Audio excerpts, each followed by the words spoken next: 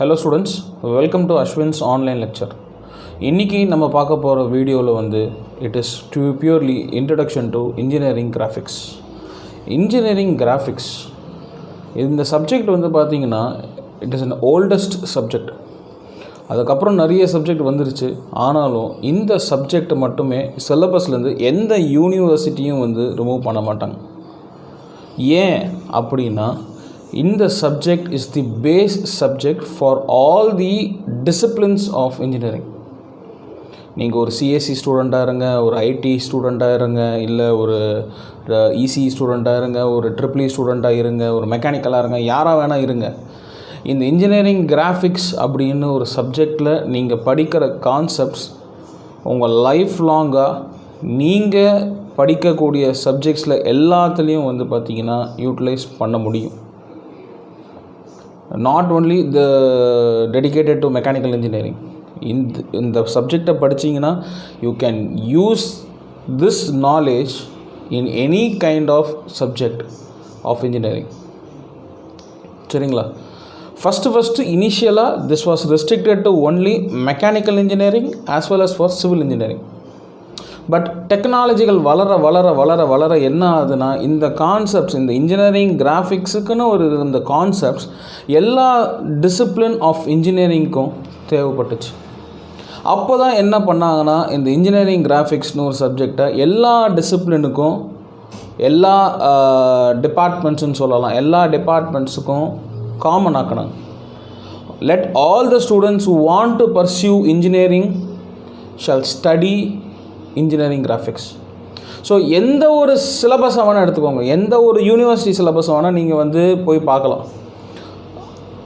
Across the nation, any part of the nation, நீங்கள் எந்த ஒரு யூனிவர்சிட்டியான போங்க, எந்த ஒரு கவர்மெண்ட் யூனிவர்சிட்டியான போங்க, ப்ரைவேட் யூனிவர்சிட்டி வேணாலும் போய் பாருங்கள், அட்டானமஸ் காலேஜை போய் பாருங்கள். இந்த இன்ஜினியரிங் கிராஃபிக்ஸ்னு இந்த ஒரு சப்ஜெக்டை ரிமூவ் பண்ணவே மாட்டாங்க. மேபி வேறு நேமில் கொடுத்துருப்பாங்க. இந்த இன்ஜினியரிங் கிராஃபிக்ஸ்னு நடுவானத்தில் வந்த நேம்ஸ் இதெல்லாம். இதுக்கு முன்னாடி இதே இன்ஜினியரிங் ட்ராயிங்குன்னு தான் இருந்தது. இனிஷியல் ஸ்டேஜில் இன்ஜினியரிங்னு ஒன்று ஃபஸ்ட்டு வந்த போதே இந்த இன்ஜினியரிங் ட்ராயிங்குன்னு தான் பேர் இருந்தது. அதுக்கப்புறமா as this subject was given to all the departments, the name was renamed to engineering graphics. But the underlying concepts, the chapters remains the same. அதில் எந்த ஒரு மாற்றமும் கிடையாது. இந்த knowledge is useful for all the departments, right? சரி, இப்படி நீங்கள் இம்பார்ட்டண்ட்டுன்னு சொல்கிறீங்களே, இந்த இன்ஜினியரிங் ட்ராயிங்கில் நாம் என்ன படிக்க போகிறோம்?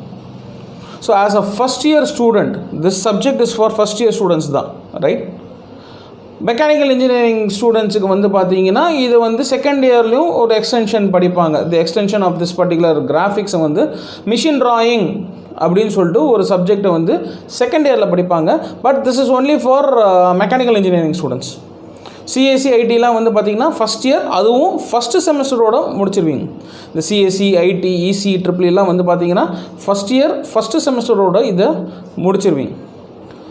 சரி, அப்படி இருக்கும்போது இந்த சப்ஜெக்டில் நீங்கள் என்னெல்லாம் படிப்பீங்க அப்படின்னு சொல்லிட்டு உங்களுக்கு ஒரு ஐடியா இருக்கணும். Without having a clear idea நீங்கள் இந்த சப்ஜெக்டை படித்தாலும் it is of no use, right? அதோட இம்பார்ட்டன்ஸ் என்ன, இந்த engineering drawing or engineering graphics உடைய இம்பார்ட்டன்ஸ் என்னன்னு தெரிஞ்சுக்கணும். அப்படி தெரிஞ்சிக்கலன்னா நீங்கள் படித்தது வேஸ்ட். எந்த ஒரு சப்ஜெக்டாக இருக்கட்டும், not only for engineering graphics, any subject for that matter. First know the importance of that particular subject. எதுக்கு நீங்கள் அதை படிக்கிறீங்க, எங்கே நீங்கள் அதை அப்ளை பண்ண போகிறீங்க. ஒன்ஸ் இந்த ஐடியா உங்களுக்கு கிளியர் ஆயிடுச்சுன்னா then you will find it very very easy to study that particular subject, any subject for that matter. அதோட true application, the true essence of that particular subject உங்களுக்கு தெரிஞ்சிருச்சுன்னா நீங்கள் அந்த சப்ஜெக்டை ரொம்ப விரும்பி படிப்பீங்க. It will be very very easy for you. So அப்படி இந்த இன்ஜினியரிங் ட்ராயிங்கில் ஓட இம்பார்ட்டன்ஸ் என்ன, எதுக்காக அதை படிக்கிறோம்னு சொல்லிட்டு ஃபஸ்ட்டு தெரிஞ்சுங்க.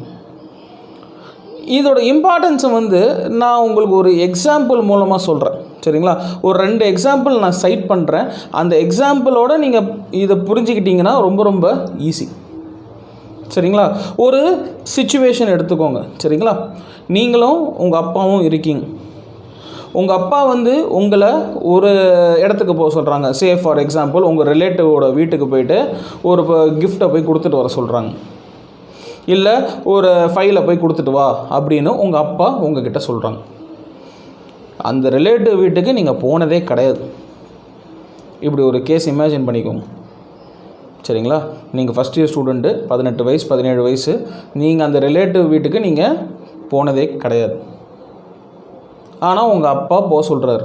ஏன்னா அவருக்கு ஏதோ ஒரு அஃபிஷியல் ஒர்க் இருக்குது. உங்கள் அம்மாவாலையும் போக முடியாது, உங்கள் பிரதர்ஸாலையும் போக முடியல. நீங்கள் ஒருத்தர் தான், உங்களால் மட்டும்தான் போக முடியும். Because you are at that moment you are free. அதனால் அப்பா வந்து உங்களை போக சொல்கிறார். அண்ட் இன்னொரு கேஸ் நான் சொல்கிறேன், நீங்கள் போனதே அந்த ரிலேட்டிவ் வீட்டுக்கு போனதே கிடையாது. அப்புறம் நீங்கள் எப்படி போவீங்க, ரைட்? உங்கள் அப்பா என்ன சொல்கிறாரு, இன்ஸ்ட்ரக்ஷன் கொடுக்குறாரு. நம்ம வீட்டை விட்டு வெளியில் போங்க, போனோண்ட லெஃப்ட் எடு, ஸ்ட்ரெயிட்டாக அந்த கோயில் வரும், கோயிலில் ரைட் எடுத்தோண்ட ஸ்ட்ரெயிட்டாக போ, அங்கேருந்து 2வது லெஃப்ட்டு, இன்னும் கொஞ்சம் ஃபர்தர் டவுன், இப்படியே வாயாலே ஓரலாக உங்கள்கிட்ட சொல்கிறார். இப்படி ஓரலாக சொல்லும்போது எத்தனை விஷயத்த உங்கள் மைண்டு எடுத்துக்கும்? கண்டிப்பாக முடியாது. Humanly not possible. Humanly it is not possible, சரிங்களா? நிறைய வேர்ட்ஸ், நிறைய டெக்ஸ்ட் இருந்ததுன்னா நம்மளுடைய மைண்ட் ஆர் நம்மளுடைய திங்கிங் எதில் போய் கான்சன்ட்ரேட் பண்ணணும்னு நமக்கு தெரியாது. Too much of textual data will create confusion. எந்த ரைட்டு திரும்ப சொன்னார் அப்பா மறந்து போயிடும். கோயிலேருந்து ரைட் எடுக்க தெரியும், அது வரைக்கும் ஓகே. அதுக்கப்புறம் எந்த ரைட், செகண்ட் ரைட்டா தேர்ட் ரைட்டா, ஃபஸ்ட்டு கிராஸ் ஸ்ட்ரீட்டா செகண்ட் கிராஸ் ஸ்ட்ரீட்டா அப்படின்னு நமக்கு தெரியாது.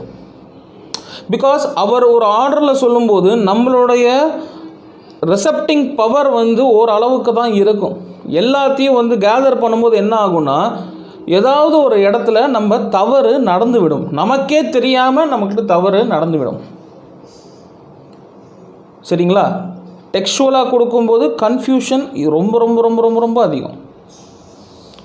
இப்போது இதுவே அப்பா வாயால் ஓரலாக சொன்ன அந்த பர்டிகுலர் டைரக்ஷனை ஒரு பேப்பரில் எடுத்து, தம்பி நீ இங்கே நிற்கிற அப்படின்னு சொல்லி ஒரு லைன் போட்டு டைரக்ஷனை அப்படியே ஈஸியாக வந்து வரைஞ்சி காமிச்சிட்டாருன்னா உங்களுக்கு ஈஸியாக புரியுமா புரியாதா?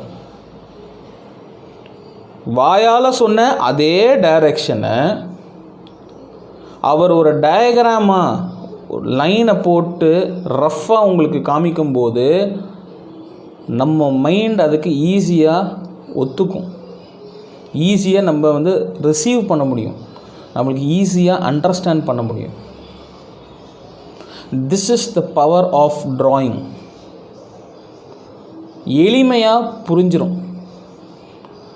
நீ யாரையும் நம்பி போக வேண்டாம். அந்த டயக்ராம் இருந்ததுன்னா, டயக்ராம் அந்த மேப் நம்ம கையில் இருந்ததுன்னா, அப்பா வரைஞ்சி கொடுக்குற மேப்பை வந்து உங்கள் கையில் இருந்ததுன்னா, ஒரு ட்ராயிங் இருந்ததுன்னா ஈஸியாக போயிடலாம்.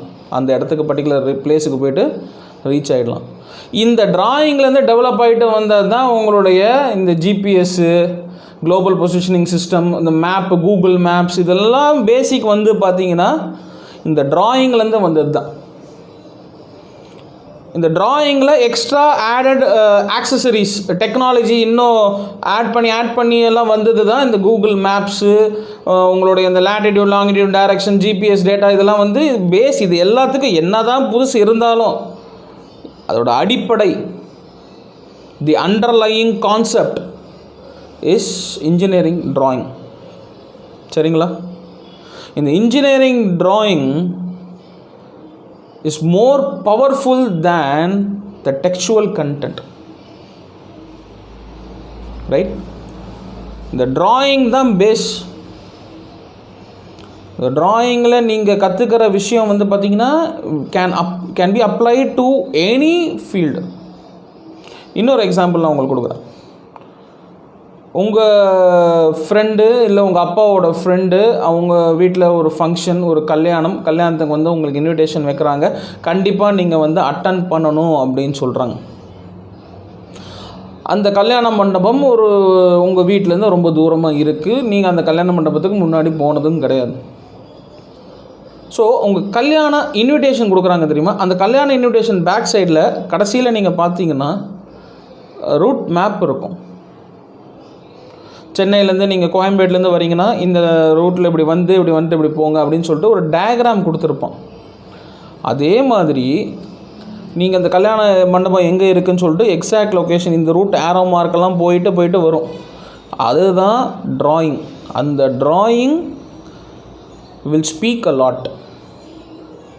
இதே டைரெக்ஷனை கல்யாண பத்திரிக்கை பிரிண்ட் பண்ணுறவங்க வந்து பாயிண்ட்டாக எழுதிட்டோம், இல்லை ஒரு பேராகிராஃபாக எழுதிட்டோம், நம்மளுக்கு சத்தியமாக புரியாது. அந்த கல்யாண பத்திரிகையில் லாஸ்ட்டு பேஜில் இப்படி போடுறதுனால மட்டும்தான் அந்த மேப் அப்படி பார்த்துட்டு ஈஸியாக நம்ம மைண்ட் எடுத்துக்கும், நம்மளுக்கு டைம் சேவ் ஆகும். அந்த டைரெக்ஷன் பிரகாரம் போனோன்னா முடிஞ்சு போச்சு, அந்த கல்யாண மண்டபத்துக்கு நம்ம போய் சேர்ந்துடலாம். ஸோ இந்த ட்ராயிங்கோடைய அப்ளிகேஷன் எங்கெல்லாம் வருதுன்னு பார்த்துக்கோங்க, சரிங்களா? ஒரு ட்ராயிங்க்கும் இன்ஜினியரிங் ட்ராயிங்க்கும் ஒரு மெலிசான கோடு தான் டிஃப்ரென்ஸ். ட்ராயிங் சாதா ஆர்டிஸ்ட் வரைகிறதும் க்ரியேட்டிவிட்டி தான், இன்ஜினியரிங் ட்ராயிங் வர்றதும் ஒரு ஐடியாவோட க்ரியேட்டிவிட்டி தான். ஆனால் என்ன டிஃப்ரென்ஸ் அப்படின்னு வந்து பார்த்திங்கன்னா, ஒரு சாதா ஆர்டிஸ்ட்டு, சரிங்களா, அவர் வந்து ஒரு ட்ராயிங் வரையும் போது அந்த சிச்சுவேஷனே மைண்டில் வச்சுட்டு தான் அந்த ட்ராயிங்கை வரைவாரே தவிர அளவை வச்சு வரைய மாட்டார். ஆனால் as a engineer, when you draw an engineering drawing, நீங்கள் க்ரியேட்டிவிட்டியும் இருக்கணும், as well as engineering parameters, ஒரு ப்ராடக்டுடைய அளவும் உங்களுக்கு தெரிஞ்சிருக்கணும். அந்த அளவு டெக்னிக்கல் பேராமீட்டர்ஸ் ஆட் ஆகிறதுனால தான் அதை வந்து இன்ஜினியரிங் ட்ராயிங்னு சொல்கிறாங்க, ரைட்? இதுதான் சாதா ட்ராயிங்க்கும் ஒரு இன்ஜினியரிங் ட்ராயிங்க்குமான ஒரு வித்தியாசம். இந்த engineering graphics or engineering drawing இதோட concepts very very vast, application is very very vast, it is used everywhere. ஒரு சேட்டலைட் டிசைன் பண்ணும்போதும் நீங்கள் இன்ஜினியரிங் கிராஃபிக்ஸ் உடைய கான்செப்ட்ஸை யூஸ் பண்ணுவீங்க.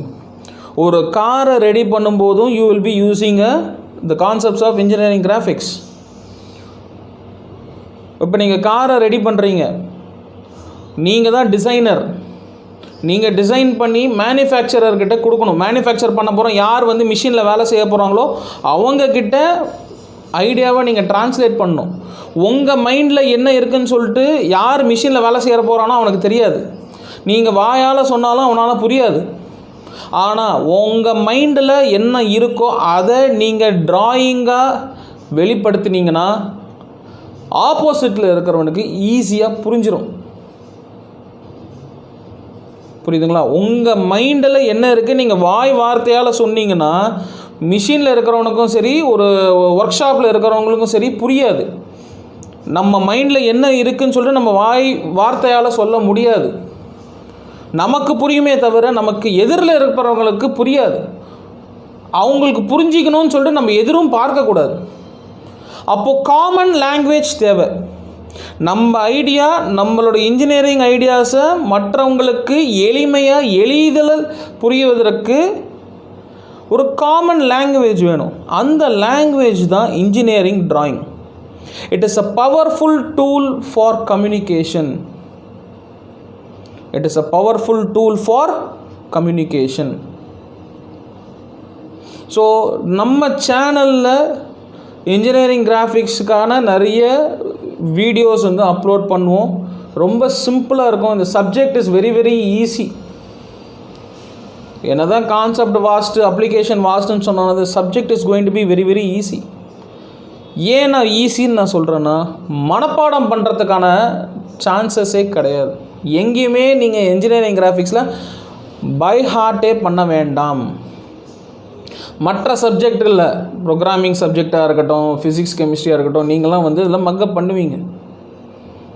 பட் இன்ஜினியரிங் கிராஃபிக்ஸ்னு ஒரு சப்ஜெக்டில் லாஜிக்கை யூஸ் பண்ணிட்டீங்கன்னா, உங்களுக்கு ஒரு செம்முக்கு லாஜிக் தெரிஞ்சிருச்சுன்னா மற்ற எல்லா சமயம் அதே லாஜிக்கில் நீங்கள் முடிக்கலாம். It improves your imagination, your visualisation power. லாஜிக்காக உங்களால் யோசிக்க முடியும். இந்த இமேஜினேஷன் தான் வந்து is very very important for an engineer. ஒரு இன்ஜினியருக்கும் மற்றவங்களுக்கும் என்ன ஒரு வித்தியாசம்? ஒரு இமேஜினேஷன் இருக்கணும், ஒரு க்ரியேட்டிவிட்டி இருக்கணும். அப்படி க்ரியேட்டிவிட்டின்னு இருந்தால் மட்டும்தான் உங்களுக்கு இனோவேட்டிவ் ப்ராடக்ட் வரும். புரியுதுங்களா? ஸோ இந்த சப்ஜெக்டை நீங்கள் ஈஸியாக பாருங்கள், எதுவுமே டிஃபிகல்ட் கிடையவே கிடையாது. நம்ம சேனலில் ஃபர்தராக I will be uploading many videos, all the videos with regard to engineering graphics. பாருங்கள். வீடியோ பிடிச்சிருந்தா வீடியோவை லைக் பண்ணுங்கள், சேனலுக்கு சப்ஸ்கிரைப் பண்ணுங்கள். சேனலுக்கு சப்ஸ்கிரைப் பண்ணிங்கன்னா நான் போடுற வீடியோ ஃபஸ்ட்டு உங்களுக்கு தான் வரும், நீங்கள் ஈஸியாக பார்த்துக்கலாம். சரிங்களா? உங்களுக்கு எதனா ஒரு கான்செப்டில் டவுட் இருந்ததுன்னா அந்த வீடியோவோடைய கமெண்ட் பாக்ஸில் கமெண்ட் பண்ணுங்கள். அந்த உங்கள் டவுட்டை அங்கே போஸ்ட் பண்ணுங்கள். கண்டிப்பாக நான் உங்களுக்கு கிளியர் பண்ணுவேன். சரிங்களா? டில் தென், ஆல் த பெஸ்ட். தேங்க்யூ.